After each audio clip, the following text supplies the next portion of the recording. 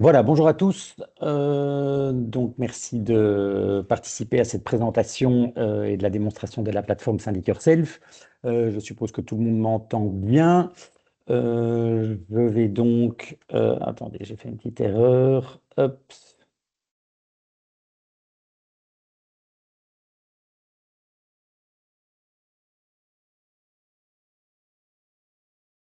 voilà. Alors, donc, présentation de la plateforme Syndic Yourself aujourd'hui. On va passer à travers la plateforme pendant une petite demi-heure. Euh, Et première chose que je voulais un petit peu voir avec vous, c'est donc en fait, on est tout à fait conscient et on a été conscient que les défis d'un syndic bénévole sont nombreux et que c'est pas toujours évident de gérer sa copropriété. Et on entend souvent que les, les objections sont nombreuses. J'ai pas le temps, je n'y connais rien, les aspects légaux me font peur, la comptabilité est très abstraite pour moi. Et donc, dans ce webinaire, on va essayer d'un petit peu vous montrer que c'est pas si compliqué que ça. Et avec l'outil qu'on vous propose d'utiliser, vous allez non seulement gagner du temps, mais vous allez avoir les outils pour pouvoir gérer votre copropriété au mieux. Donc, voici le petit programme de la présentation. On va d'abord un petit peu regarder les questions que se pose le syndic bénévole, vous expliquer un petit peu qui est Syndic Yourself. Ensuite, nous allons passer en revue la plateforme et vous expliquer comment elle répond au mieux aux- aux problèmes du syndic. Excusez-moi, petit souci de manipulation. Voilà. Euh, et ensuite, vous recevrez un mail en fin de présentation pour que vous puissiez éventuellement poser des questions si certains points n'ont pas été clairs pour vous ou si vous avez envie de soit obtenir une plateforme démo ou un devis de notre part. Voilà, donc, première chose, on va un petit peu identifier les soucis du syndic bénévole, décidément non. Voilà. Voilà, donc souvent on entend que les syndics n'ont soit pas le temps ou ne prennent pas le temps de gérer leur copropriété. Et vous verrez qu'avec l'outil qu'on propose, ce gain de temps et cette optimisation est vraiment confortable pour un syndic bénévole. Ensuite, on entend souvent que la comptabilité pose souci. Mais en fait, vous verrez très très vite que ce n'est pas vous, en tant que syndic, qui allez faire la comptabilité, mais que c'est la plateforme que nous allons configurer pour vous qui va faire les répartitions et la comptabilité pour les différents propriétaires. Voilà. Effectivement, aussi, on parle souvent de pouvoir partager les informations avec les copropriétaires. Eh bien, ici, la plateforme que nous proposons est tout à fait transparente puisque vous verrez que chaque propriétaire pourra avoir accès à la plateforme. Voilà, la plateforme est aussi très tolérante, c'est-à-dire que on peut faire des erreurs, on peut se tromper, c'est normal. On se trompe nous aussi. Eh bien, la plateforme est très malléable et donc on peut modifier sans souci dès que vous avez soit mal encodé, soit fait une erreur d'encodage au niveau de la comptabilité ou de toute autre information sur la plateforme. On entend aussi souvent que la législation est compliquée sur la copropriété. Alors effectivement, il y a une loi sur la copropriété qui est l'article 577 du Code civil que, évidemment, nous maîtrisons et nous vous tenons informés, soit des modifications, et vous avez bien sûr la possibilité de nous contacter via la plateforme pour poser toutes les questions sur les aspects légaux. On vous montrera également comment utiliser la plateforme pour pouvoir rester up-to-date, comme on dit, sur la législation. Euh, Ensuite, il y a souvent personne qui veut reprendre la main dans une copropriété, soit d'un syndic professionnel, soit de la transmission d'un syndic bénévole vers un autre propriétaire parce qu'il vend éventuellement son appartement. Eh bien, vous verrez que la plateforme permet une transmission facile et que tous les documents et que tout ce qui a été généré par le syndic sortant est accessible pour le nouveau syndic. Voilà. Et alors, dernier point important aussi, souvent, il y a une pénurie de corps de métier, ou en tout cas, c'est compliqué de trouver des corps de métier fiables sur le marché. Eh bien, nous avons géré également ça pour vous. Voilà, donc, avec ce que nous allons vous montrer aujourd'hui, c'est vraiment simplifier la gestion de ma copropriété, automatiser les tâches répétitives, vous accompagner avec un support pour tout ce qui est légal et toute question que vous auriez sur votre copropriété. Voilà. Alors d'abord, qui sommes-nous? Donc, Syndic Yourself a été créé en 2020 par des syndics professionnels pour mettre à disposition leurs connaissances pour les syndics bénévoles. En effet, on a remarqué que énormément de copropriétés en Belgique font moins de 10 lots, 80% exactement, et qu'elles ne nécessitent pas toujours l'engagement d'un syndic professionnel et que les propriétaires sont à même de pouvoir gérer eux-mêmes leur copropriété. Mais comme vous avez vu dans la petite épilogue, pardon, petite début de présentation que j'ai effectué, on se pose parfois des questions. Il y a certaines craintes, eh bien, on a voulu donc développer un outil avec notre support pour que ce soit plus simple pour les syndics bénévoles. Voilà, nous allons passer maintenant dans le vif du sujet et nous allons découvrir la plateforme ensemble. Alors, je vais partager l'écran directement avec la plateforme. Voilà. Alors, la première chose, c'est tout simplement sa simplicité. Donc, c'est vraiment une plateforme qui a été conçue uniquement pour les copropriétés, pour l'utilisation par les syndics, et ça n'est pas un logiciel comptable qui a été adapté pour les copropriétés, c'est vraiment uniquement développé pour les copropriétés. Dans la colonne de gauche, ici, très très simple, vous avez le menu pour pouvoir naviguer dans la plateforme. Il se divise, on va dire, en 3 grands onglets. Ma copropriété qui reprend 6 sous-onglets. Tableau de bord, info, fournisseur, propriétaire, mon immeuble, les clés de répartition, c'est tout ce qui est informatif sur votre copropriété. Et pour la plupart, ce sont des données que nous, Syndic Yourself, aurons encodées pour vous. Donc c'est vraiment tout ce qui est informatique qui va permettre de gérer et pour vous de gérer votre copropriété. Ensuite, on a l'onglet comptabilité. Eh bien, très simple, c'est indiqué sur le bouton. C'est là que vous allez faire les encodages des opérations bancaires, des factures fournisseurs, faire les petites demandes de provision. Donc, comme vous voyez, tout est indiqué sur les petits boutons ici, très très facile d'utilisation. Le troisième onglet principal, c'est l'onglet Assemblée générale. Voilà, l'outil permet également de gérer son assemblée générale. Voilà, donc vraiment, vous avez toutes les fonctions pour pouvoir administrer convenablement votre copropriété. Ensuite, vous avez bien sûr l'onglet prestataire de services, foire aux questions, dictatel vidéo, guide du syndic bénévole, j'en parlerai un petit peu plus tard. Mais donc, très clairement, vous retrouvez toutes les informations sur votre copropriété en un clic. Donc, elle est vraiment très, très facile d'utilisation. Alors, vous avez également une centralisation de toutes ces informations.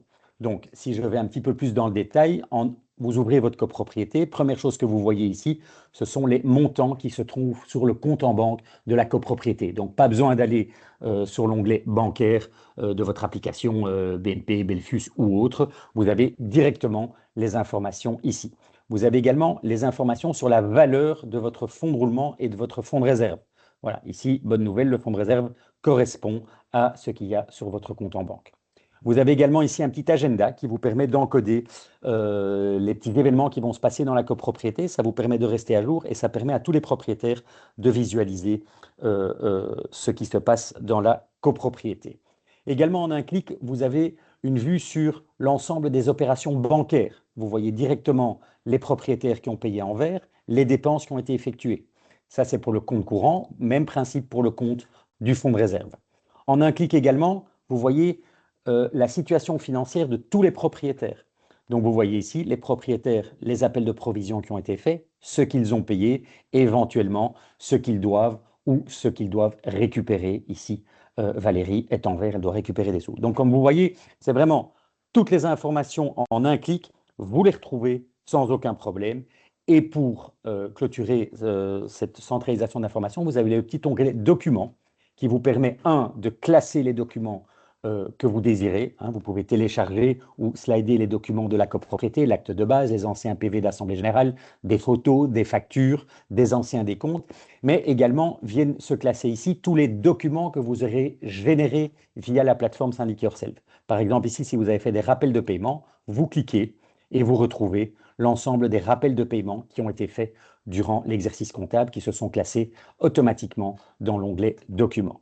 Donc, comme vous voyez ici, en 2 minutes, en 3-4 clics, vous avez retrouvé l'ensemble des informations sur la copropriété. Alors, autre chose très très importante, hein, on reproche souvent aux syndics professionnels ou dans une copropriété le manque de transparence. Alors, ce que nous avons voulu apporter ici, c'est que tous les copropriétaires qui le désirent peuvent avoir accès à leur copropriété. Alors, bien entendu, c'est uniquement le syndic qui reçoit de base un accès modificateur, donc c'est le syndic qui va encoder les factures, les demandes de provision et les paiements, mais les propriétaires vont pouvoir également venir voir ce qui se passe. Et c'est très simple, vous cliquez sur le petit onglet propriétaire et vous avez un petit bouton inviter. Vous cliquez dessus, vous envoyez et Charlotte vient de recevoir une invitation dans sa boîte mail. Elle va pouvoir créer son login et son mot de passe et automatiquement elle sera redirigée vers la copropriété.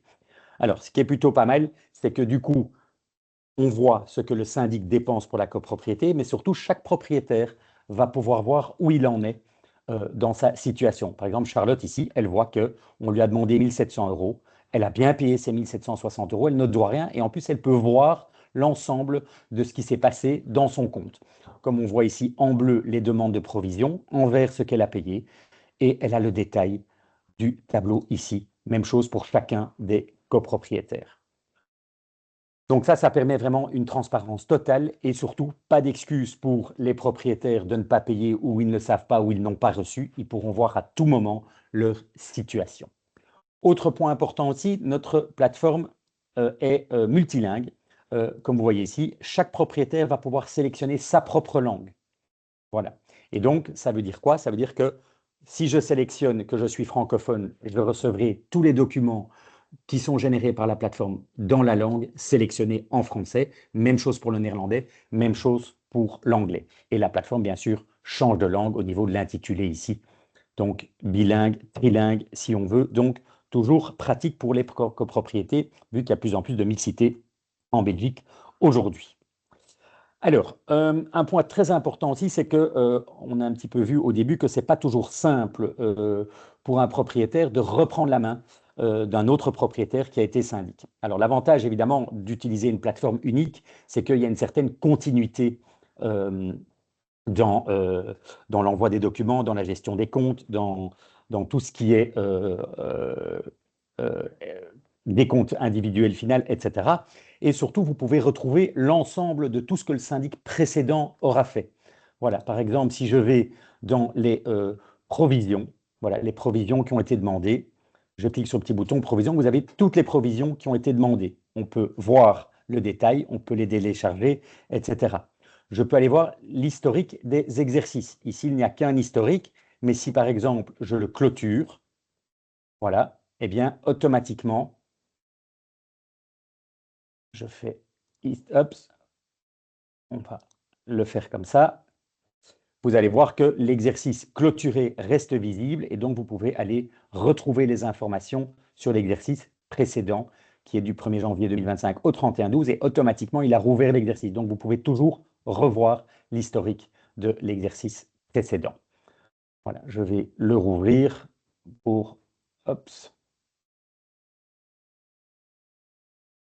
Voilà, on va réouverture, comme ça on va pouvoir continuer la présentation. Alors, au niveau des assemblées générales, même principe, l'historique des AG ici, vous pouvez, si vous avez une réunion en cours, ici vous avez les procès-verbaux, l'ordre du jour, tout se trouve ici, donc l'historique, si vous devez retrouver des points pour justifier certains documents, certaines dépenses ou autres, tout se trouve dans ces historiques. Même chose au niveau bancaire, je clique ici sur compte de paiement, comme vous voyez, vous avez toutes les opérations bancaires, je peux en mettre plus sur la page, tout se trouve ici, même principe pour le fonds de réserve. Donc vous voyez, rien ne se perd, tout reste là et donc la transition est vraiment facile. Et en plus, si vous faites une transition vers quelqu'un d'autre, Syndic Yourself, bien sûr, s'occupe de refaire une petite formation avec le nouveau syndic, c'est compris dans votre abonnement, il n'y a pas de suppléments qui sont demandés pour cette nouvelle formation. Bien entendu, vous pourrez également éditer l'ensemble des documents, relevés de dépenses, export des extraits bancaires pour que le vérificateur au compte puisse vérifier les comptes avant l'Assemblée générale. Alors, ensuite, souvent on dit oui, mais je n'y connais rien en comptabilité et comment je dois faire pour répartir? En général, on utilise un tableau Excel, mais il faut faire des calculs, etc. Ici, la plateforme Syndic Yourself, tout est automatisé. Voilà, assez simple. Pourquoi c'est automatisé? Ben, tout simplement parce que dans les informations sur votre immeuble, nous aurons ce qu'on appelle un onboarding, une configuration de votre plateforme. Comme vous le voyez ici, on est dans une copropriété de 6 appartements. Hop, on a le nom des propriétaires et surtout les fameuses quotités. Même chose pour les parkings, même chose pour les caves. Et c'est cet encodage-là qui va permettre ensuite de répartir toutes les demandes de provision et les encodages des factures fournisseurs pour les répartir entre les différents propriétaires. Donc vous n'avez en fait aucun calcul à faire. Il n'y a pas de souci de répartition, il n'y a pas qui paye quoi, comment, non. Ça va se calculer automatiquement. Et en plus, si jamais vous avez une répartition qui doit se faire différemment que par les quotités ici qui sont reprises dans l'acte de base, vous avez un petit onglet ici, clé de répartition, et vous avez la possibilité de créer d'autres clés de répartition. Donc, imaginons que vous avez un immeuble avec un ascenseur. Voilà, j'ai une clé de répartition ici, ascenseur. Je fais visualiser et vous voyez que je n'ai sélectionné que 5 appartements. Donc, le dernier appartement, les caves et les parkings ne participeront pas euh, aux frais d'ascenseur. Si je vous matérialise ça en encodant une facture, voilà, je clique sur le petit bouton Ajouter une dépense. Voilà, je sélectionne mon fournisseur Otis pour l'ascenseur. On va faire 1500 euros. C'est le contrat ascenseur. Je mets contrat 2025. Et vous avez ici la fameuse clé de répartition. Par défaut, il va me proposer l'acte de base. Eh bien, je clique et je sélectionne ma clé ascenseur. Je dois mettre la date et automatiquement, je peux faire créer. Et voilà, ma dépense chez Otis est faite. Et vous verrez dans le décompte final que nous verrons ensemble tout à l'heure que la facture a été répartie entre les 5 appartements que j'avais sélectionnés dans ma clé de répartition et non pas avec les parkings, les caves et le dernier appartement que j'ai isolé. Voilà, donc ça, très pratique. Vous n'avez aucune répartition à faire vous-même. Voilà, on va vous montrer maintenant dans l'exercice que cette facture a bien été répartie selon les 5 appartements et pas les garages. Voilà, je vérifie le rapport. Vous voyez ici contrat d'entretien ascenseur. Vous voyez ici, c'est une clé sur 1000. Ça veut dire que tous les propriétaires ont participé et donc on a utilisé la clé acte de base générale. Et ici, vous voyez que pour le contrat ascenseur, c'est sur 880 et pas sur 1000, ont été exclus un appartement, les caves et les garages. Et donc, si je prends ici les caves, vous voyez qu'il n'y a pas de entretien ascenseur. Ça a été exclu pour les caves. Il n'y a que les appartements qui participent. Voilà, donc ça c'est au niveau euh, de la facilité des répartitions. Alors, au niveau de l'automatisation aussi, vous allez me dire, oui, mais comment est-ce qu'on fait? On doit envoyer des appels de provision, on doit envoyer des convocations d'AG, on doit envoyer des rappels de paiement. Eh bien, vous ne devez plus rien imprimer, vous ne devez plus rien configurer chez vous. Tout se trouve dans la plateforme Syndic Yourself. Voilà, si je retourne sur l'onglet comptabilité, je vais sur propriétaire. Première chose qu'on va faire, c'est une demande de provision. Donc, vous allez appeler de l'argent. Eh bien, vous cliquez sur le petit bouton, hein, toujours aussi facile, c'est marqué ce qu'il faut faire, demande de provision.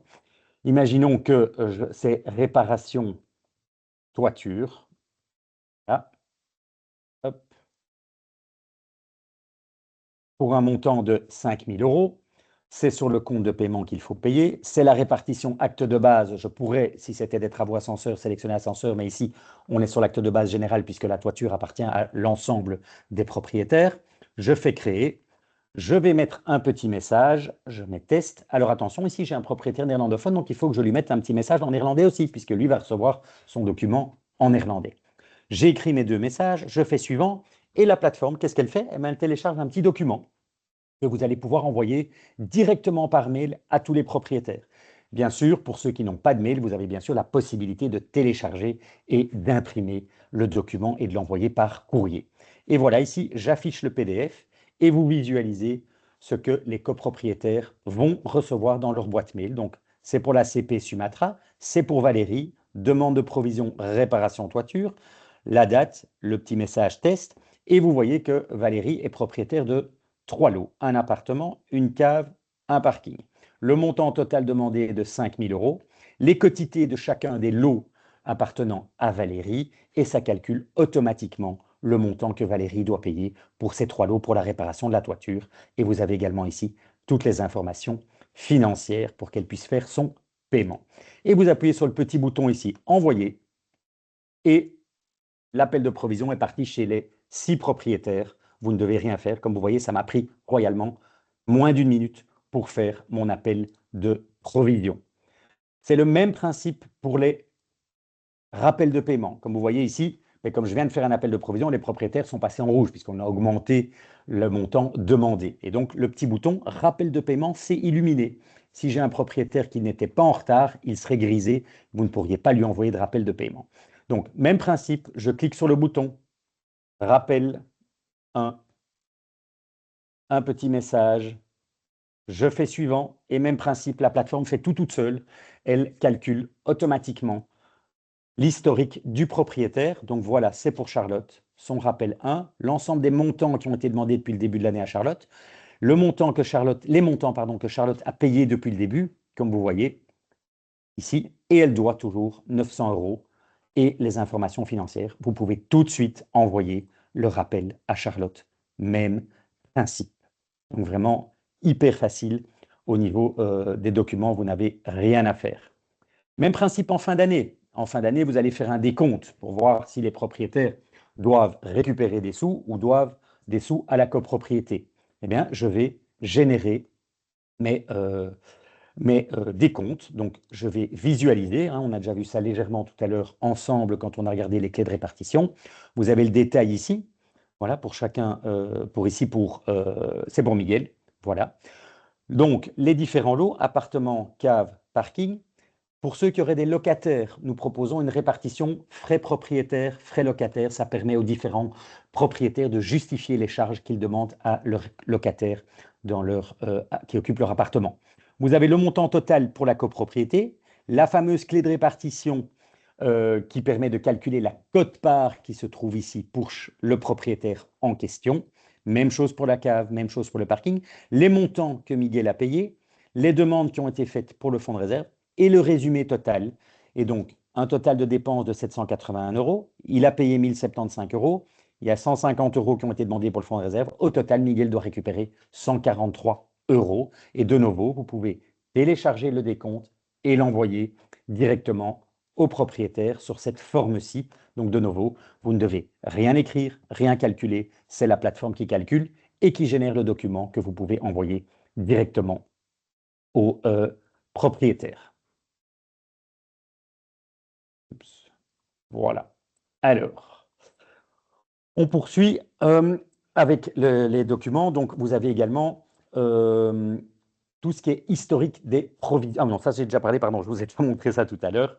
Voilà, mais donc vous voyez que les documents sont très simples. Et alors, dernier point très important pour les assemblées générales, plus besoin d'envoyer une convocation par courrier, si bien sûr les propriétaires sont d'accord et vous en donnent l'autorisation. Plus besoin de rédiger un ordre du jour. Vous cliquez tout simplement sur le petit bouton « Nouvelle réunion »,« Assemblée générale ». Vous déterminez la date de votre AG, vous déterminez l'heure de votre assemblée générale. Voilà. Une adresse. Voilà. Ça va faire un magnifique plan qui ne sert pas à grand-chose, mais qui est très joli. Et nous avons déjà inséré les 9 points qui sont obligatoires, qui doivent se retrouver à toutes les assemblées générales avec la majorité. Voilà, vous pouvez bien sûr rajouter des points en cliquant sur le petit bouton ici. Voilà, rénovation toiture. Attention, on est dans une rénovation de toiture partie commune. C'est une majorité des 2/3. Bien entendu, si vous ne connaissez pas la majorité, vous pouvez nous interroger. Je vous montrerai aussi plus tard qu'il y a moyen de retrouver ça dans la plateforme, toutes les majorités utilisées. Voilà, j'ai créé mon ordre du jour et je vais vers l'écran d'envoi. Et de nouveau, la plateforme, qu'est-ce qu'elle fait? À l'instar de la demande de provision, des rappels de paiement et des décomptes, elle télécharge la convocation que vous allez pouvoir envoyer de nouveau par mail ou la télécharger si vous voulez l'envoyer par courrier à tous les propriétaires. Voilà, il télécharge le petit PDF de nouveau ici. Et voilà ce que chacun des propriétaires reçoit. Vous avez vu que ma convocation a pris royalement 15 secondes. Vous avez toujours le nom de l'ACP, le propriétaire en question, convocation à l'Assemblée générale, la date du jour, la date de l'AG avec l'heure, l'adresse et les points d'ordre du jour que j'ai mis ici dans ma convocation. Et en plus de ça, comme vous le savez, vous pouvez toujours vous faire représenter lors d'une assemblée générale, soit parce que vous ne pouvez être présent, soit parce que vous voulez tout simplement que quelqu'un d'autre vous représente. Il y a une petite procuration que vous pouvez remplir et donner à la personne que vous mandateriez pour assister à l'assemblée générale. Donc vous voyez, facilité, tous les documents sont générés, vous allez vraiment gagner du temps et au fur et à mesure de l'utilisation, ça deviendra de plus en plus clair, de plus en plus simple et de plus en plus automatique pour vous. Donc, voilà.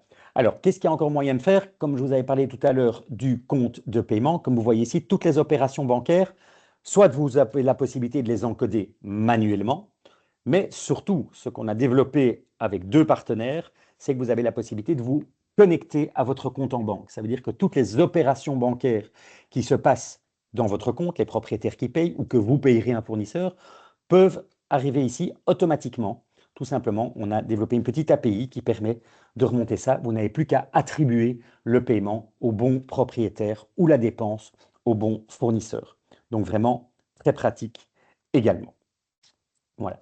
Alors, dans la facilité d'utilisation, bien entendu, on a aussi des petites vidéos. Voilà, tout ce que je vous ai montré aujourd'hui est par rapport à la formation que vous auriez si vous démarrez avec Syndic Yourself, puisqu'il y a une formation, bien sûr, sur l'outil qui est prévue avec notre département support. Vous avez toutes des petites vidéos qui sont ici, qui reprennent l'ensemble des fonctionnalités que nous avons un petit peu vues ensemble ce soir. Donc, si je clique ici, vous avez plein de petites vidéos qui vont apparaître. Voilà, les fonctionnalités de la plateforme, convocation et rédaction de l'ordre du jour, on vient de le faire ensemble. Comment clôturer un exercice comptable, nous l'avons montré ensemble, celle des comptes individuels. Comment ajouter une dépense, nous l'avons fait pour l'ascenseur tout à l'heure, pour le contrat d'ascenseur.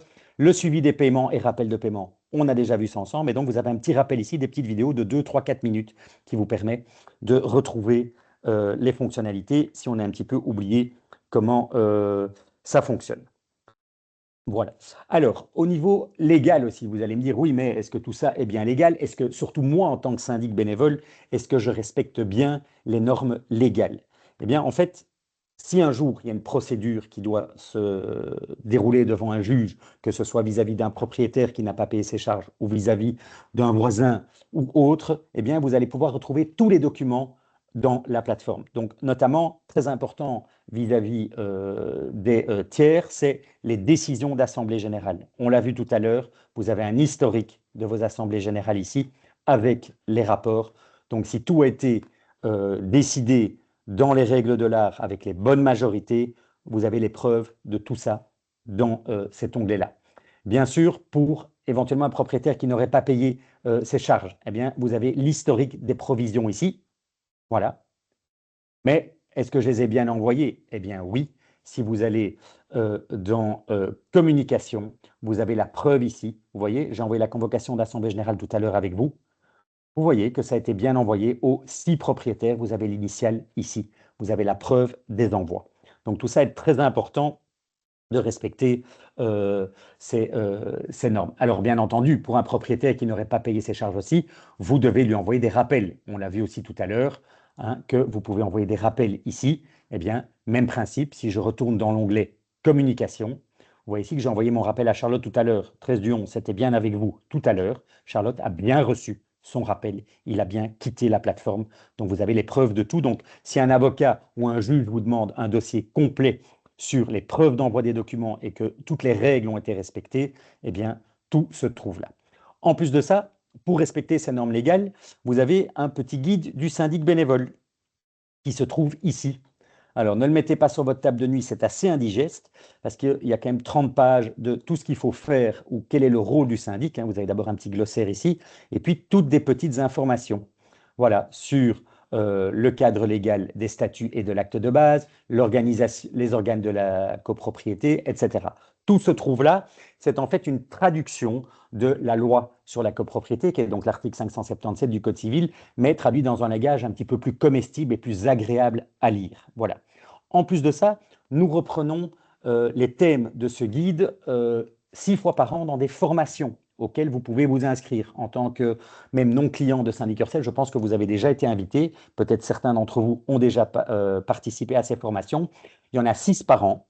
Voilà, il y en a d'ailleurs une lundi prochain sur le fonds de roulement, le fonds de réserve et les appels de provision. On refera d'ailleurs un petit tour dans la plateforme pour montrer comment ça fonctionne.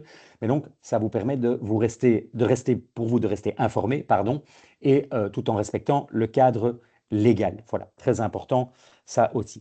Et alors, vous avez ici un petit bouton foire aux questions. Voilà, on n'a pas toujours envie de lire tout le guide du syndic bénévole. Eh bien, en fait, on a des petites questions par thème que vous pouvez retrouver ici qui renvoient vers ce guide. Par exemple, ici, Assemblée générale. Voilà, quelles sont les majorités? Je clique. Eh bien, j'ai un petit résumé sur la majorité des 2/3, la majorité des 4/5 et l'unanimité. Et il est expliqué dans quel cas ou l'autre vous devez utiliser telle ou telle majorité. Voilà. Et alors, last but not least, très important, c'est le contact avec nous. Voilà, on a plusieurs abonnements, comme vous le savez, dont 2 abonnements qui prévoient du support. Donc, vous avez la possibilité de nous contacter pour poser vos questions dès que vous avez une interrogation, que ce soit sur l'utilisation de l'outil que je vous ai présenté ce soir ou sur tout ce qui pourrait se passer dans votre copropriété tout au long de la vie de votre copropriété. Alors, le premier moyen de nous contacter, c'est le petit chat ici. Alors, c'est un chat, ça n'est pas un robot de chat. Donc, vous avez quelqu'un qui vous répond directement depuis notre département support. Si jamais nous constatons que la réponse par écrit est parfois complexe ou qu'il faut un peu plus développer, nous prenons la liberté alors de vous contacter par téléphone. Bien sûr, le mail est possible aussi dans ce cas-là. Donc voilà ce petit chat pour nous contacter. Et dernière chose que nous n'avons pas encore vue ensemble, hein, puisque vous allez tous me dire oui, mais si je cherche un plombier, je cherche un toiturier, etc. Nous avons ici une base de données de corps de métier qui est classée par catégorie, par exemple ici jardinier, toiture, etc. Pour la plupart, sont disponibles pour toute la Belgique. Voilà, et donc ça vous permet de contacter des corps de métier euh, si vous cherchez pour votre copropriété. Alors, ces corps de métier ont été vérifiés. Ce sont des personnes à qui on a eu l'habitude de travailler quand on exerçait le métier de syndic professionnel et qu'on envoyait sur nos copropriétés. Donc, vous pouvez y aller a priori sans crainte, même si je ne vais pas vous donner, moi, une garantie sur leurs travaux, mais a priori, ce sont des gens qui travaillent de façon tout à fait correcte. Voilà, on a fait le petit tour de l'ensemble de la plateforme. Donc, comme vous avez vu, elle est vraiment facile d'utilisation. Euh, si vous le désirez, vous allez recevoir un petit mail dans les prochains jours, je pense même demain ou après ou ce week-end, si vous avez envie soit de créer un compte test pour pouvoir tester la plateforme vous-même. Hein, vous avez vu que c'est assez facile d'utilisation. En plus, vous avez les petits tutos qui vous seront également accessibles si vous prenez un compte test ou si vous désirez un devis un petit peu plus précis que notre liste de prix. Vous allez recevoir. Il suffira de nous répondre ou de cliquer sur le lien et vous aurez la possibilité de nous contacter. Donc, n'hésitez pas, nous sommes là pour ça. Et surtout aussi, si vous avez des questions sur certaines fonctionnalités qui n'ont pas été claires ou pour lesquelles vous avez besoin d'un petit peu plus de détails par rapport à ce que je vous ai montré ce soir, n'hésitez pas, nous sommes disponibles. Voilà, je vous souhaite à tous une bonne soirée et j'attends vos retours pour toutes les questions que vous aurez dans les jours à venir. Bonne soirée à tous.